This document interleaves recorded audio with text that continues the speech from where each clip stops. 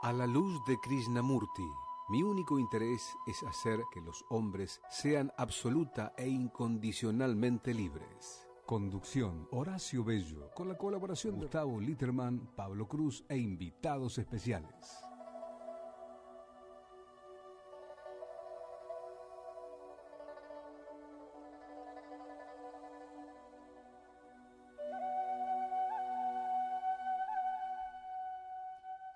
Buenas noches, amigos, amigas, un nuevo programa de A la Luz de Krishnamurti en nuestro ciclo 2023. Esta noche estamos con Juliana Flores, que nos está acompañando. ¿Qué tal, Juliana? ¿Cómo andás? Hola, Horacio, bien.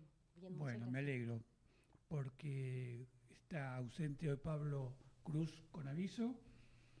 Así vamos a aprovecharla hoy a full a Juliana para desarrollar un tema que, como ustedes recordarán, y los que no escucharon el programa de hace 2 martes, se los diré ahora, ya fue desarrollado de alguna manera por nosotros, junto con Gustavo, que es el placer y el deseo, el vínculo, si existe ese vínculo, que es lo que vamos a refrescar y a recrear con Juliana hoy, entre estas dos cuestiones.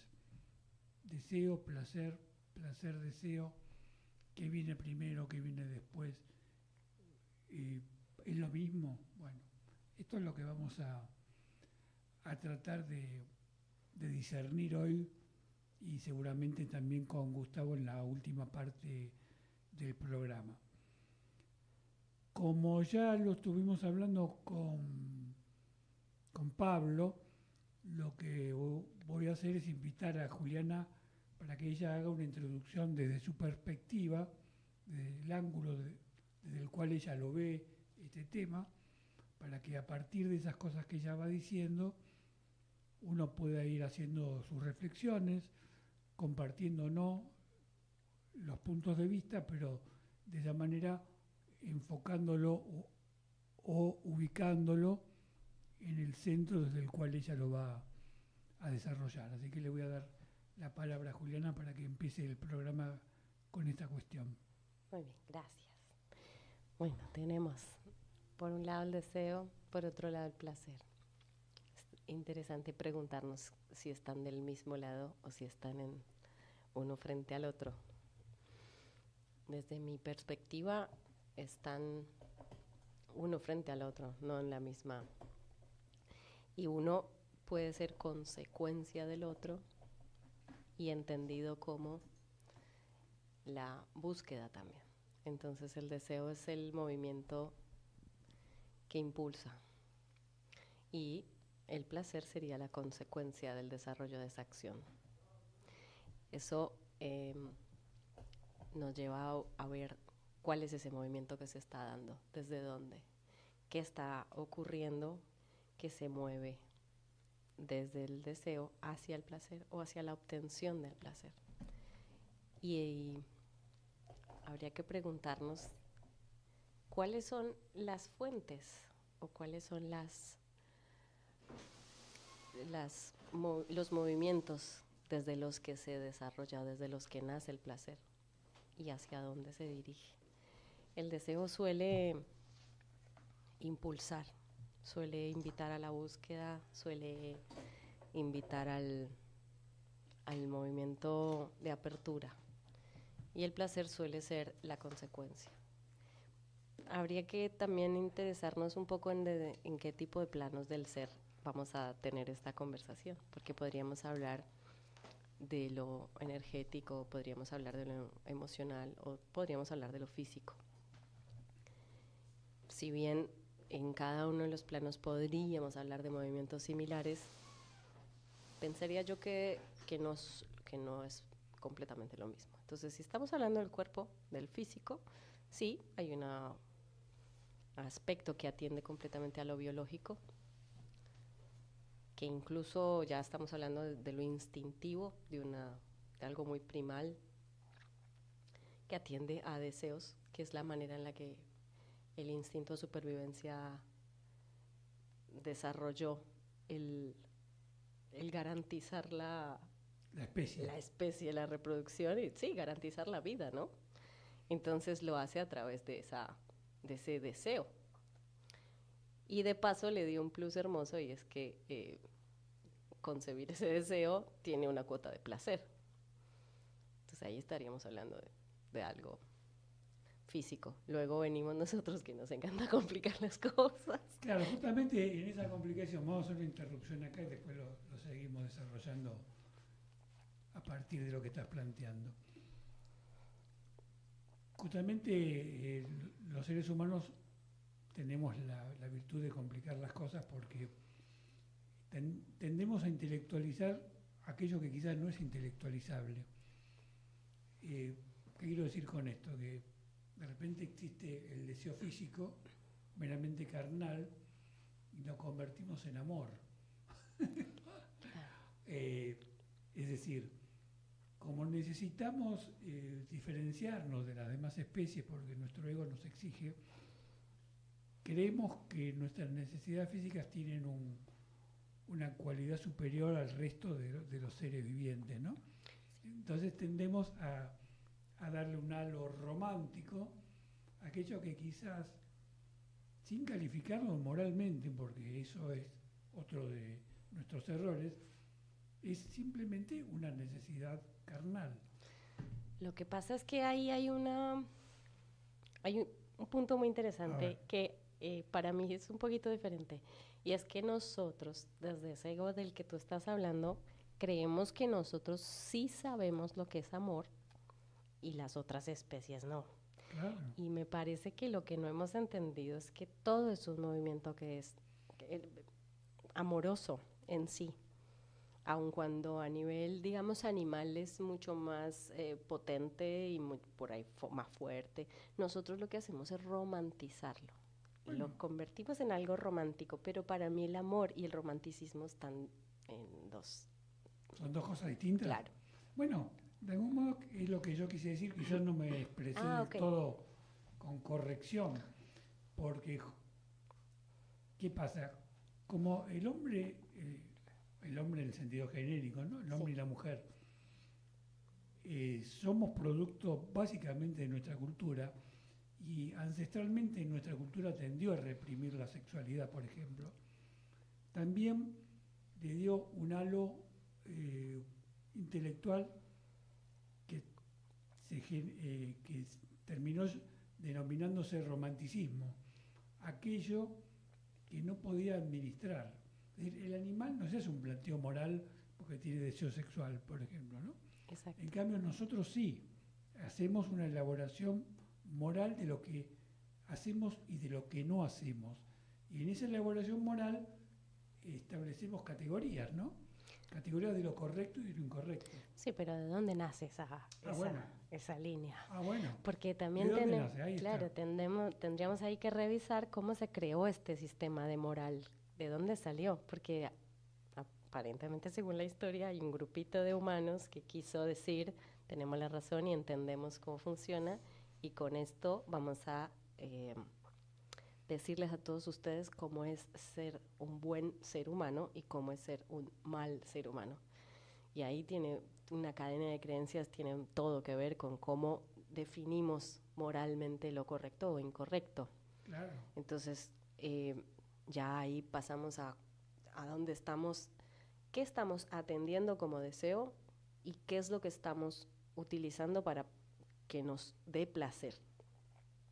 Porque por ahí nuestro deseo básico o primordial es por ahí un deseo físico que tiene que ver con una reproducción. Pero luego salimos de nosotros mismos y estamos utilizando a otra persona o victimizándolo y estamos experimentando placer ahí. Entonces empiezan a mezclarse, ahí sí, entre la moral y lo que vendría a ser natural o no. Claro, claro. Y además ya que estamos hablando del vínculo entre el deseo y el placer, hay muchos deseos que uno cree que le van a dar placer, pero que por un equívoco mental terminan siendo un displacer, porque nos generan más problemas que satisfacciones. Complicaciones. Claro. Entonces, es una particularidad propia del ser humano esa, ¿no? Es decir, uno va atrás de algo que desea, que en definitiva termina siendo su propia trampa. ¿No ocurre eso? Sí, tendría que haber un autoconocimiento para poder definir, descifrar, para hacer una comprensión de dónde está naciendo mi deseo, de dónde viene, qué es lo que deseo. ¿Lo está deseando mi cuerpo? ¿Lo está deseando mi ser? ¿Es una consecuencia de una creencia cultural? ¿Es una consecuencia de una influencia familiar? Esto que yo estoy sintiendo que deseo ser, tener, obtener, hacer, ¿está fundamentado en qué de mi ser? ¿En dónde? En mí. Si es solo mi cuerpo, por ahí me va a meter en un problema si es solo mi cuerpo. Si es mi familia la que inculcó una creencia que no, es que yo deseo tal, y por ahí me está llevando a acarrear con una valija muy pesada, querer cumplir un deseo que no es propio, que por ahí viene inculcado más que ser profundo en mí. Entonces sí es interesante, por un lado, entender qué es lo que nos está llevando a sentir ese impulso de deseo, y después el otro movimiento, el otro puerto al que llegar es cómo estamos obteniendo el placer, porque no necesariamente algo que yo deseo me va a generar placer. ¿Y por qué? Porque de dónde nace tiene mucho que ver. Por ahí yo estoy cumpliendo el deseo de mi familia de hacer o ser tal cosa. Un mandato. Un mandato, pero para mí no es placentero porque no concuerda con lo que yo por ahí en mi interior desearía profundamente. Pero no lo puedo hacer consciente. Claro, eso Entonces, requiere un caminito. Estoy catapultado a una acción que ni siquiera sé si me va a hacer bien. Claro. Y bueno, la cuestión sería entonces tratar de desentrañar cómo podemos tener la lucidez para que nuestro deseo y nuestro placer tengan cierto vínculo, ¿no? Sí. Porque además hay deseos que no están vinculados a lo físico. Hay deseos que son consecuencias de imposiciones culturales, ambiciones materiales, necesidad de afirmación de nuestro ego, muchos aspectos que hay, digamos, que tienen más que ver con lo impuesto que con el placer personal, ¿no? Sí, sí. A ver, yo me preguntaría cuánto se parecen y qué tan cerca están los deseos de los impulsos. Ajá. Y es como un requerimiento hacerse preguntas que desenreden, o hacerse preguntas que nos lleven a poder descifrar. Porque cuando yo digo quién soy, qué soy, puedo entonces entrar a averiguar de dónde está saliendo ese deseo. ¿Es propio o no es propio? Porque incluso un deseo que venga de mi cuerpo, que me esté llevando a una búsqueda, también es interesante podérselo preguntar a un nivel más profundo, porque vuelvo a lo mismo, ¿a qué corresponde? Me está llevando un impulso, me está pidiendo, siento que deseo tal. ¿De dónde sale? ¿Qué soy? ¿Y quién estoy siendo en frente a este impulso que estoy sintiendo?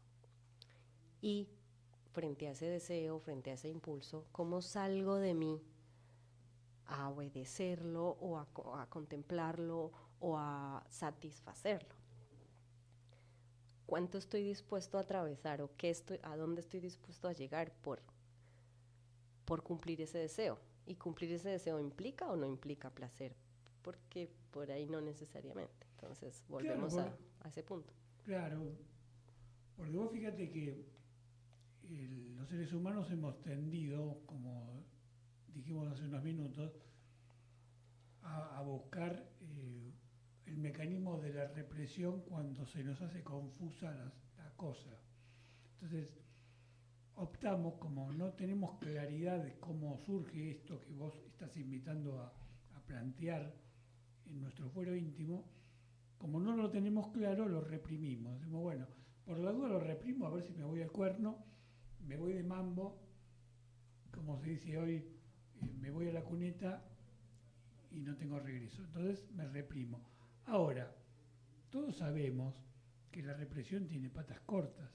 Es decir, no solo que te hace mal, sino que además no soluciona la cuestión del deseo subterráneo, porque el deseo, cuando no está hecho consciente, va minando tu energía, tus fuerzas, tu integridad como persona, y te puede llevar a consecuencias peores de aquellas que vos quisiste reprimir, que termina por ahí en la perversión o en algo que es realmente patológico, ¿no? Sí, a mí me sorprende cómo el humano, a través de la historia, por lo menos la historia que alcanzamos a estudiar, que alcanzamos a reconocer, ha dado tantas vueltas para reprimir a través de tantas maneras, porque por un lado tenemos lo religioso, culturalmente, ya lo conocemos, después lo religioso, después lo más una cuestión militar. Hemos tenido muchos ejercicios de cómo reprimir, desde un aspecto o del otro, y a mí me sorprende, porque es como tomar el camino más largo para resolver algo. Entonces atravesamos durante la historia hacer unos ejercicios muy largos de represión, lo que tú dices. Entonces yo te estoy diciendo y te insisto que no puedes sentir lo que estás sintiendo, o que lo único sano que vas a tener que sentir en tu vida es lo que yo te estoy diciendo, y hace el camino más largo, cuando el ideal sería, o por lo menos lo que estamos entendiendo ahora en esta época, es que puedo averiguar yo qué tengo adentro, puedo averiguar qué estoy sintiendo y de qué manera busco lo natural en mí.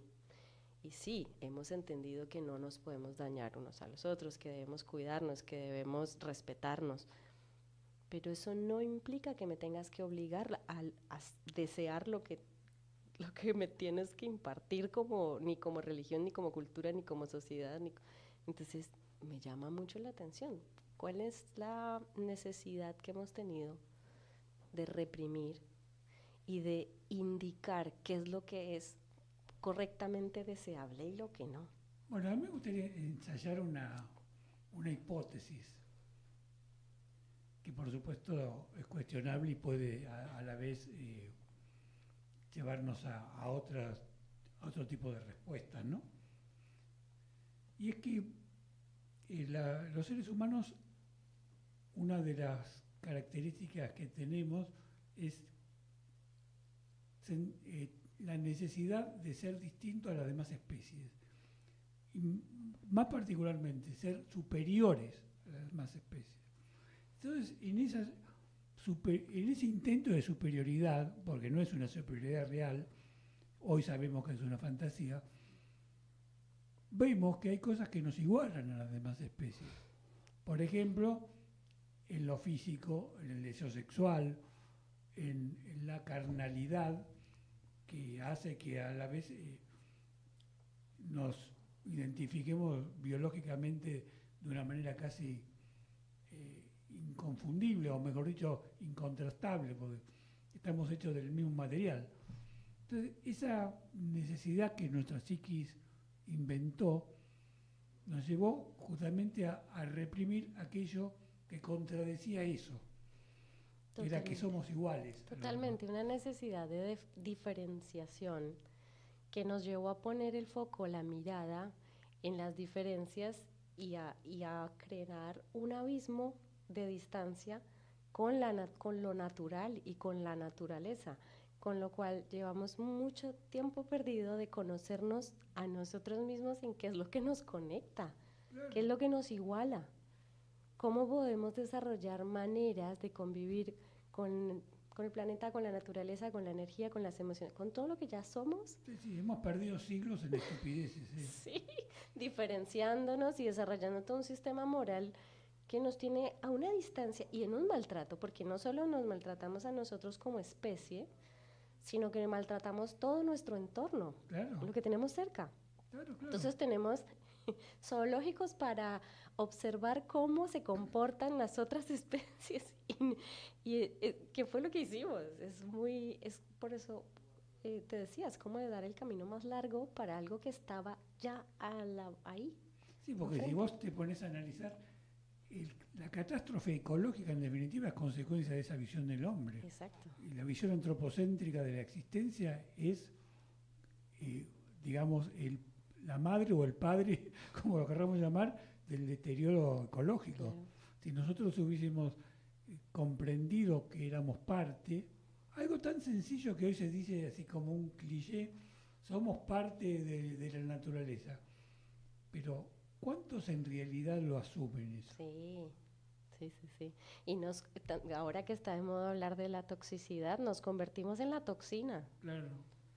Nos fuimos por todas las ramas que encontramos y nos volvimos tóxicos y nocivos para nosotros y para el entorno que habitamos.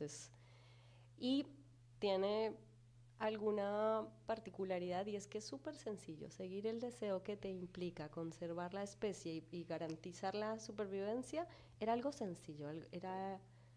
Es un movimiento básico, podríamos decirlo. Y lo complejizamos tanto en la búsqueda de los placeres o en la, no sé si fue la búsqueda como tal, sino en la experimentación, que se nos escapó La tortuga. la tortuga. Se nos escapó porque habría que preguntarnos por ahí si no nos entregamos a los placeres y se convirtieron en nuestro objetivo.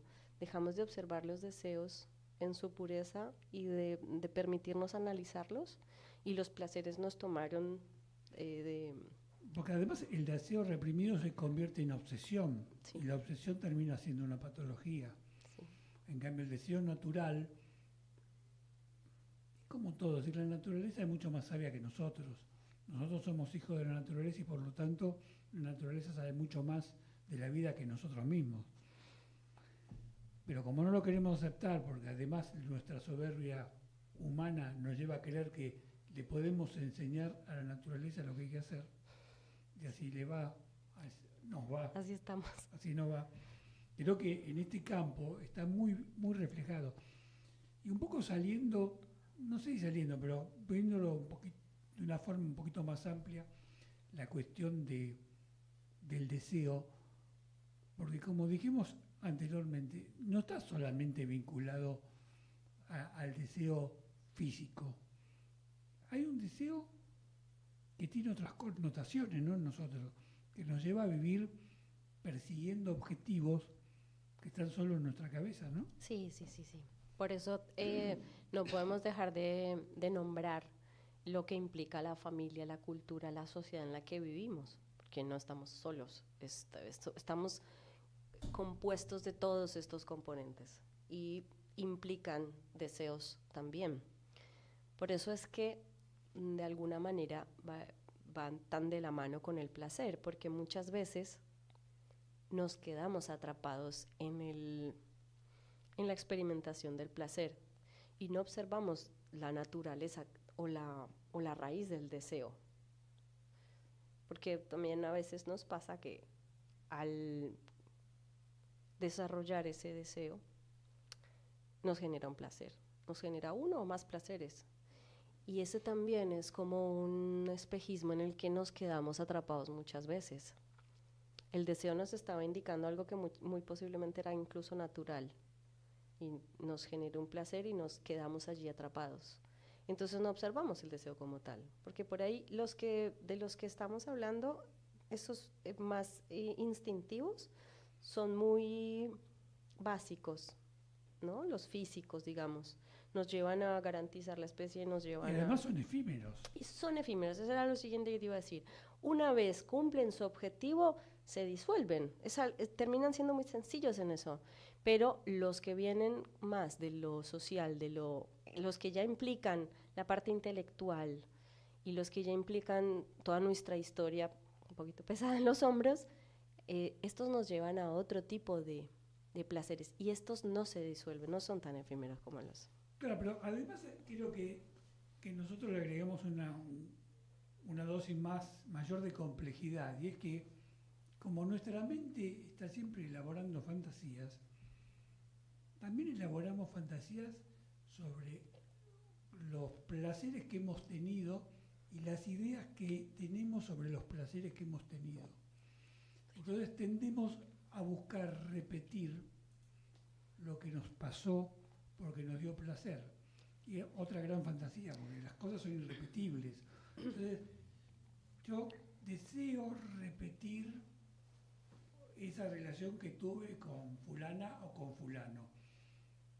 Ese deseo ya te lleva a un mal puerto porque es algo que te impone la comparación y la comparación solo está en mi cabeza. Las situaciones son singulares. Es que ahí entró a jugar algo que nombraste que yo creo que es mucho más peligroso, no sé si está bueno llamarlo peligroso, pero es la fantasía, porque la gran capacidad de imaginación que tenemos y esa hermosa herramienta que es la mente, lo más arriesgado es que le creemos a la fantasía. Claro. Porque tener una buena imaginación está fantástico, el problema es que nos creemos el cuento. Es un cuento y no lo creemos, entonces tenemos espejismos y tenemos reflejos y tenemos fantasías, como las has nombrado, que nos venden historias y les creemos a eso y creemos que eso es lo que estamos deseando, pero en realidad estamos apuntando a algo que es una pantallita y eso nos lleva a experimentar unos placeres que no nos llevan a ningún lugar, porque estamos en un mundo de fantasía. Claro. Es así de... ¿Por qué? Porque realmente no hicimos un análisis o una observación o una puesta a punto de cuál es el deseo real. Claro. Entonces, si yo estoy creyéndome una fantasía, es o un recuerdo o una proyección de mi mente, y a eso le estoy dando y atribuyendo un deseo, y estoy ya desarrollando una acción para obtener ese placer que está basado en un reflejo. Claro, claro que sí. Es decir, tanto en un caso como en otro, siempre es la mente que impone o que se impone a la realidad. Sí. Vos fíjate, volviendo a esta cuestión de la mente que se impone a la realidad, hay deseos que ya nacen muertos. ¿En qué sentido? En que, por ejemplo, en nuestra infancia, o particularmente en nuestra infancia, pero también en nuestra adolescencia y en nuestra juventud, se nos van imponiendo ideas de deseos que ni siquiera hemos conocido. Por ejemplo, algo burdo. En la familia se me impone que yo me tengo que casar con una chica con determinadas características para no hacer ninguna diferencia, de determinado sector social, de determinada religión, con determinadas ideas. Y yo me termino creyendo, a partir de esa imposición, que es el objetivo deseable. Entonces voy atrás de ese objetivo deseable. Y que ahí va a estar el placer y que ahí va a estar la felicidad. Claro, pero me voy a incrustar contra la pared. Y, sí. Porque eso no responde a mi naturaleza, es algo impuesto. Pero es tan peligrosa la mente que tal vez una de las cosas más interesantes que podríamos sacar de esta hermosa charla es tener cuidado con la mente, que es la mente muchas veces la que nos vende nos pone unos avisos de se vende que claro, nos compramos. Habrá que poner un cartel que diga atenti mente. Atenti, claro. Fíjate que es tu mente la que está proyectando, porque muchas de esas veces que nos vendieron un posible futuro idealizado, nos metieron en la cabeza un deseo, que es por eso es que te digo que muchas veces viene por mandato. La mente se lo creyó a tal nivel que solo cuando lo recrea experimenta placer. Entonces, ¿qué pasa? Todo lo demás que tiene en la vida no le genera placer y no lo puede llegar a experimentar y no lo comprende porque no es igual a la imagen mental que le vendió, que era lo que tenía que desear. Claro que sí. Es decir, tiene justamente el efecto contrario de lo que busca, ¿no? Bueno, vamos a tomarnos un descansito porque ya nos está saliendo humo de la cabeza. La mente. Y vamos a escuchar un hermoso tema que tiene que ver con las épocas de mi juventud particularmente. Así que, Nico, escuchamos.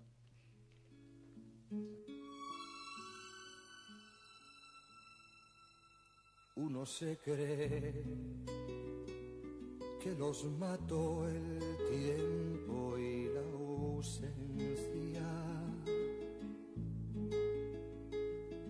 pero perdió su tren, vendió boleto de ida y vuelta. Son aquellas pequeñas cosas que nos dejó tiempo de rosas en un rincón, en un papel o en un cajón. Como un ladrón te acechan detrás de la puerta, te tienen tan a su merced como hojas muertas que el viento arrastra allá o aquí, que te sonríen tristes y nos hacen que lloremos cuando nadie nos ve.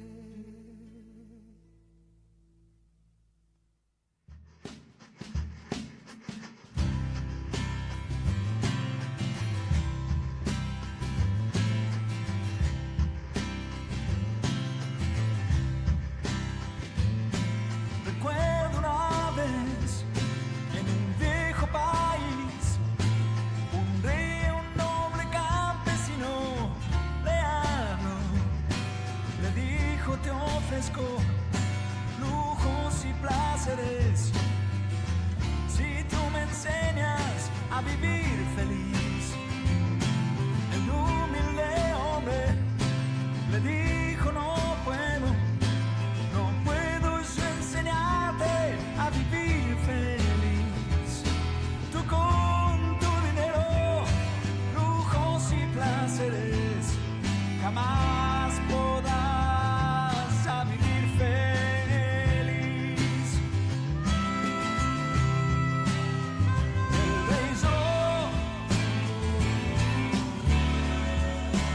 y le contó su dolor. El rey lloró y le contó su dolor.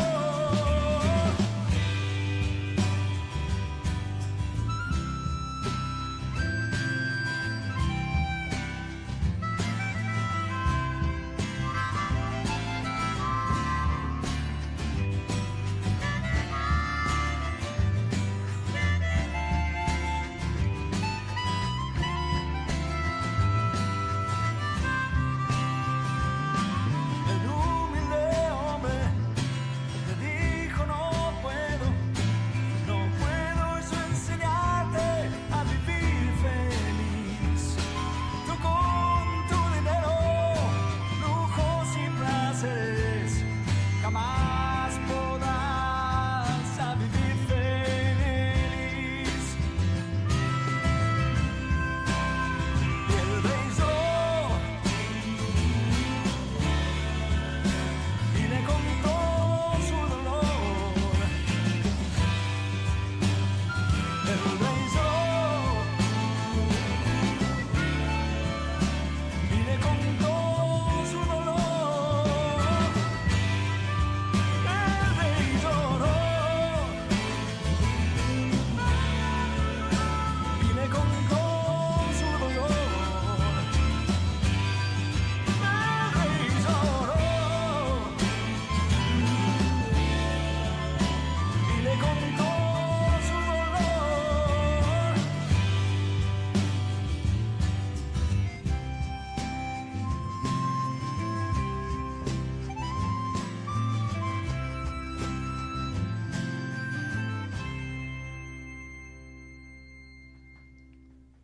Bueno, muchas gracias, Nico.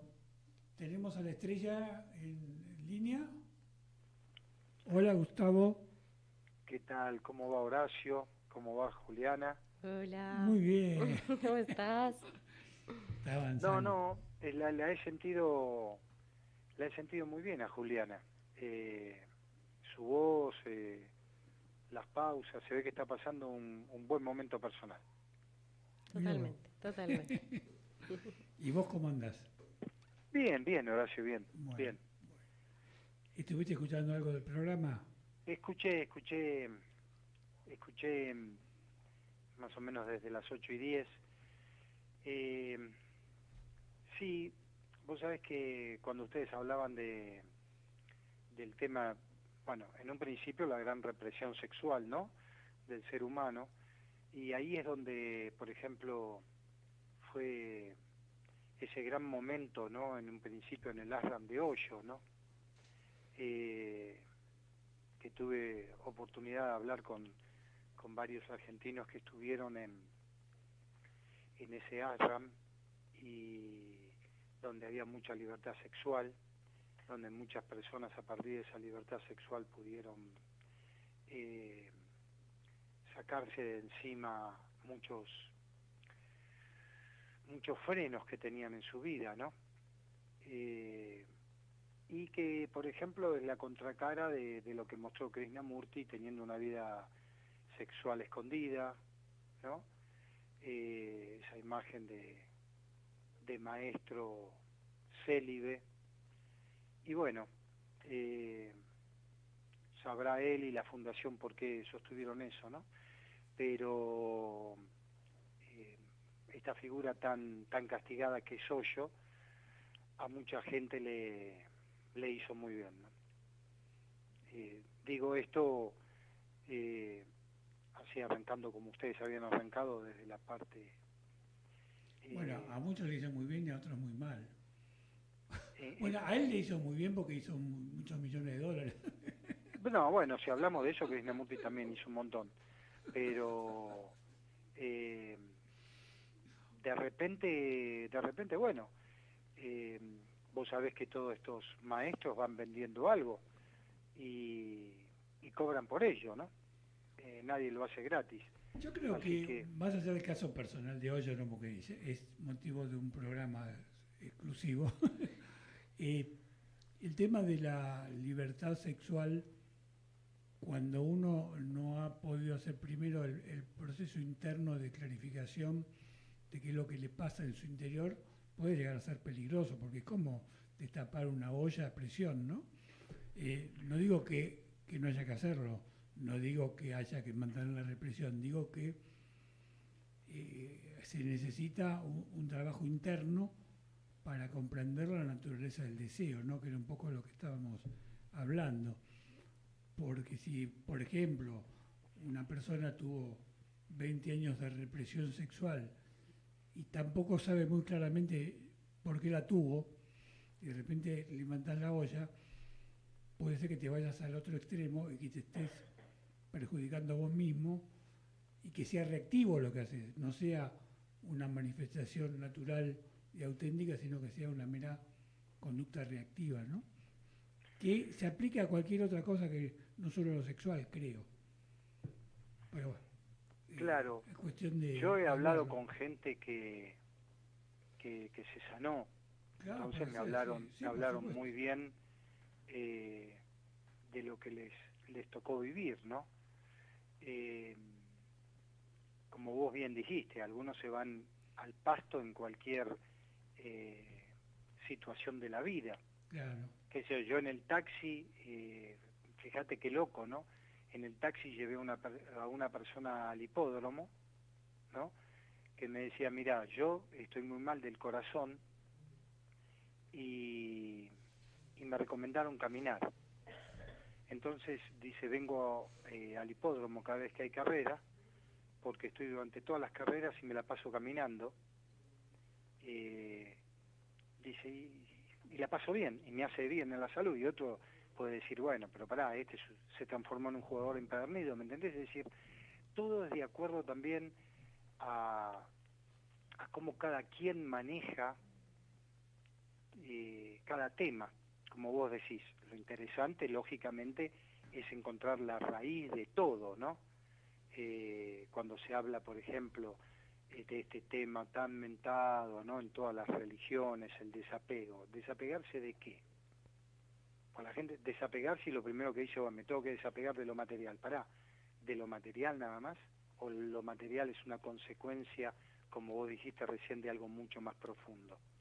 Entonces, todo pasa por comprender la naturaleza profunda de cada movimiento, ¿no?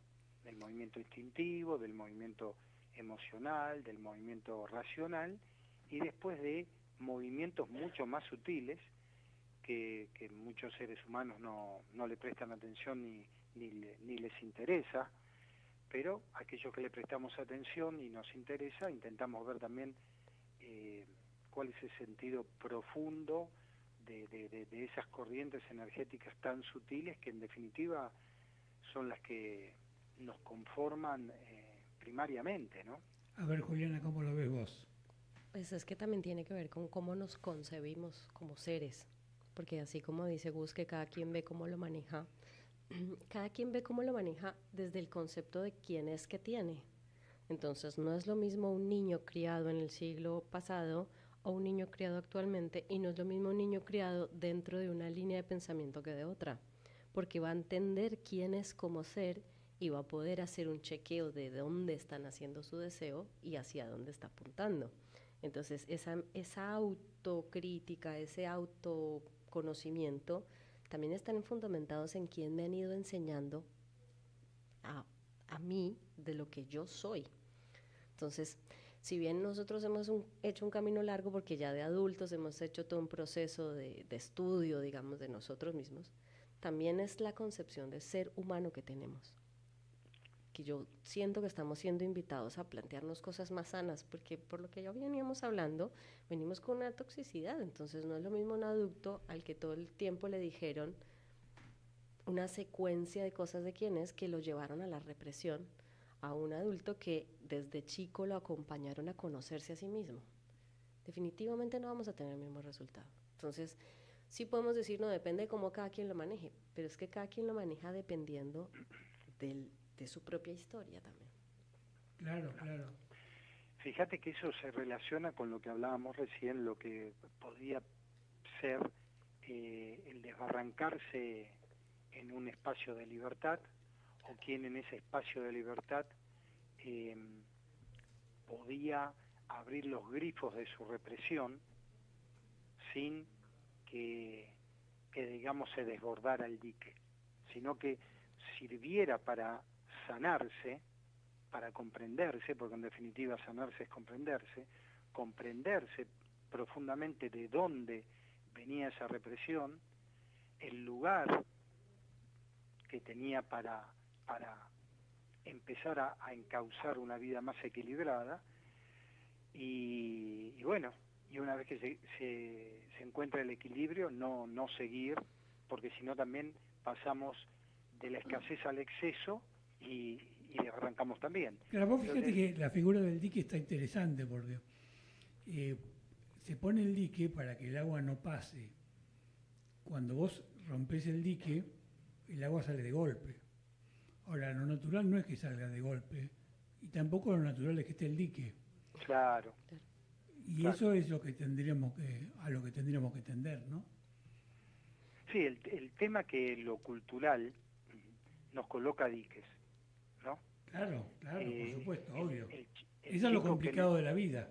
Claro, el chico que en el colegio exige al maestro es visto como lo mismo que la persona que se saca un 3. Este pibe me está molestando porque me sale con preguntas que no me interesa que ocurran, ¿no? Digamos que me cuestiona a Sarmiento por tal cosa y me cuestiona a San Martín por tal otra. No, pará, déjame dar la clase y basta. Entonces, ¿qué sucede? A ese chico le tengo que poner un límite. Y le estoy poniendo justamente el límite no solo al chico, sino a toda la clase. Porque ese chico que me hace de punta de lanza incluso, me estaría generando la posibilidad de mi propio crecimiento en la investigación. Pero como estamos tan acostumbrados en todos los aspectos de nuestra vida a acercar la quintita, a ponerle alambres y nada para afuera, ni lo de afuera nada para adentro, bueno, ahí está un poco el nivel de conciencia que tiene la humanidad en la actualidad, ¿no? Bueno, el tema de la educación es fundamental, fundamental. Y las mayores aberraciones humanas se vinculan a los errores en la educación, ¿no? Vos fíjate, una vez estaba hablando con una persona, no me acuerdo si lo hablaba con vos, porque ya a esta edad me empiezo a olvidar de las cosas. Cuando uno ve un bebé, ¿no? Inocente, y recuerda que por ahí un asesino serial o un violador también por ahí fue un bebé tan tierno como ese que está mirando, y dice, ¿qué le pasa al ser humano para que pueda llegar a una distorsión de ese tipo, ¿no? ¿Qué fuerza, qué potencia tiene la mente y cuánto tiene la represión y la distorsión social para que un ser humano que tenga una hermosa sonrisa como bebé termina convirtiéndose en un monstruo, ¿no? Y eso es algo muy fuerte, comprender la naturaleza humana, entre comillas, ¿no? Bueno, pero vos fíjate que ahí siempre chocamos con este tema de lo que yo llamo la psicoesfera familiar, eso tan difícil de quebrar, ¿no? Lo que uno ve el reflejo en sus padres. Lo que sucede es que como son sus padres, también desde algún lugar los pone en un lugar como intocables. Y no hay un cuestionamiento profundo a cómo armaron una familia, es decir, no el cuestionamiento directo hacia hacia ese ser humano, sino hacia la construcción que generó, que se entienda, porque si no también quedamos en la otra de que tengo 60 años y sigo culpando a mi mamá y a mi papá de lo que soy. No. Estoy hablando de toda esa estructura cultural. Es que es la familia entera, por eso yo nombraba al clan familiar, porque Claro, no necesariamente claro. son específicamente los padres, a veces son los tíos, a veces son los Todos, abuelos. ¿no? Todos. Entonces no, indistinto, es todo un sistema que Maestros. funciona ahí. Maestros, Sí, claro. vecinos, Claro. todos aquellos que tenés un vecino que le molesta que hagas ruido a las 3 de la tarde, se olvida que sos un chico y toca el timbre a tu papá y te dice que no haga ruido el nene que quiere dormir la siesta, que no, bueno, llega un momento que tu papá te reprime y no es tu papá que te quiere reprimir, en realidad el génesis de eso es el vecino que le molesta al chico, ¿no? Entonces, es complejo porque todo va impactando en cada uno de nosotros y nos va tornando un calidoscopio de emociones, de pensamientos, como ustedes hablaban también de la fantasía.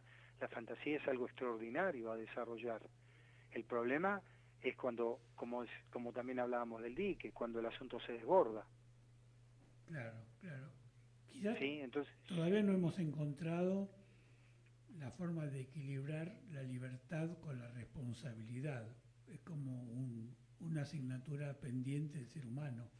Ese equilibrio todavía no lo hemos encontrado, porque es como obvio que en la medida que uno vive socialmente tiene que tener límites, tiene que limitarse, porque tiene que respetar al otro, tiene que respetar la diferencia del otro conmigo, y ya al respetarlo al otro en su diferencia me estoy limitando, porque si no, no habría respeto, sería algo de una manifestación espontánea. En cambio, si yo veo al otro y digo, es diferente a mí, igual lo tengo que aceptar, ya de algún modo me estoy reprimiendo. Me estoy reprimiendo conscientemente, pero lo estoy haciendo. Entonces, ese equilibrio entre la responsabilidad y la libertad es algo que todavía no hemos encontrado establecerlo, ¿no?, en la vida social. La comprensión de la sencillez, porque ese otro que tú nombras no es otra cosa que uno mismo. Bueno, claro. Entonces, ¿por qué le haría a ese otro algo que no me haría a mí mismo? ¿Y por qué irrespetaría al otro si lo que busco es respeto? Entonces, si estoy respetando allá, es porque estoy respetando aquí. Entonces, si entiendo que el otro no existe, lo que existo soy yo, entonces cambian un montón, la escala de valores cambia un montón. Porque muchas veces hay un montón de cosas que nos permitimos porque es otro. Pero si entiendo que todo lo que te hago me lo estoy haciendo, cambia mi escala. Claro, Tan claro. interesante como el deseo y el placer son la libertad y la responsabilidad. Son de esas que van interesantemente asociadas. Claro, cruzándose uno con el otro. Sí, ¿no? sí, sí, sí. Bueno, Eso, fíjate, sí, Juliana, lo que decías, que en realidad, realmente, para que no sean palabras, sino que sea una comprensión de lo que estoy haciendo hacia afuera, lo estoy haciendo hacia adentro, es para conciencias de un nivel evolutivo superlativo en relación al nivel medio que existe en la actualidad, donde el nivel de conciencia todavía está absolutamente egocentrado, ¿no? Es decir,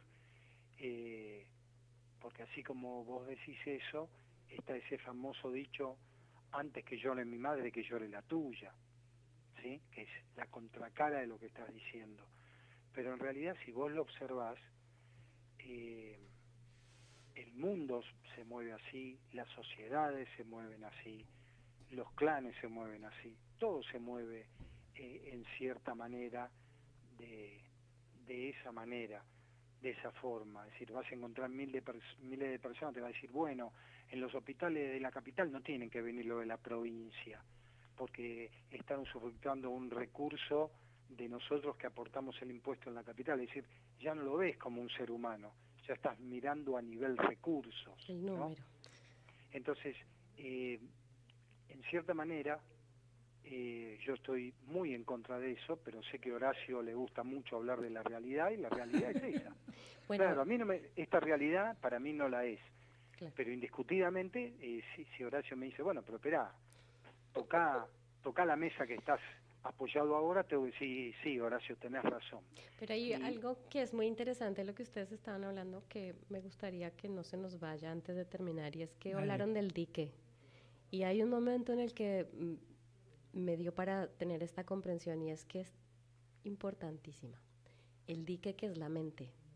Porque estaría muy bueno que empecemos a entender el gran dique que es nuestra propia mente y cómo nos limita. Aquello que nos debería resultar una gran herramienta para comprender lo natural que nos podemos desarrollar, lo que termina haciendo es limitándonos. Por eso, de repente, cuando ya no da más, cuando el dique se satura, se desborda. Me resulta una linda metáfora porque es como que nuestro gran dique es nuestra propia mente. Sí, sí, sí, es decir, el agua que está conteniendo ese dique son todas la cultura que tenemos adentro, de deseos, de limitaciones, de posibilidades, está todo ahí adentro. El tema es cómo también purificamos esas aguas, ¿no? Claro, pero bueno, la purificación también tiene que ver con la intoxicación previa. Y Que es ahí cuando donde armamos el tenemos que dique. Ah, por trabajar. eso, claro, Claro. Es decir, si está Claro. contaminada el agua, claro. ¿quién fue el que contaminó? ¿Fue Milei el que contaminó las aguas? ¿Quién la contaminó? No, pero ¿sabes qué, Horacio? Es decir, creo que también tenemos que olvidar y dejar de lado esa pregunta de quién. Es tenemos que una empezar- broma, es una broma. No, no, es algo muy serio. ¿De dónde viene? Es decir, lo que yo Pues quise por decir. eso no. Y Hay no, un pero más origen. allá, Pero hay algo pero- que puede ser más que quién, es cuál fue el movimiento que hicimos que hizo que se contaminara. Claro, por eso digo el origen, ¿no? Tiene que haber. Claro. Claro, no, pero pará, y A ahora ver. tenemos que hacer otro movimiento. Si ya sabemos que está contaminado, lo único que queda más que buscar el cómo o el quién, decir, bueno, empiezo a purificar estas aguas, ¿no? Que estaría en relación con la ecología que este planeta necesita, porque lo estamos haciendo pedazos, ¿no? Claro. Entonces, ecologizar la mente, creo que incluso hay un libro de esos que creo que es de Groff, ¿no? La ecología de la mente, algo por el estilo. No, se es llamaba. de Bason. ¿De quién? Bason, Gregory Bason. Ah, exactamente. Ecología de la mente. Exactamente. Entonces, el tema es cómo ya quizás no importa si fue mi familia, si fue mi maestra de primer grado, mi vecino, esto, lo otro, listo. Ahora tengo que ponerme a limpiar esto. No queda otra, porque si no me voy a pasar quizás los pocos años de mi vida que me quedan buscando, entre comillas, responsables y el agua sigue turbia. No, limpiemos el agua.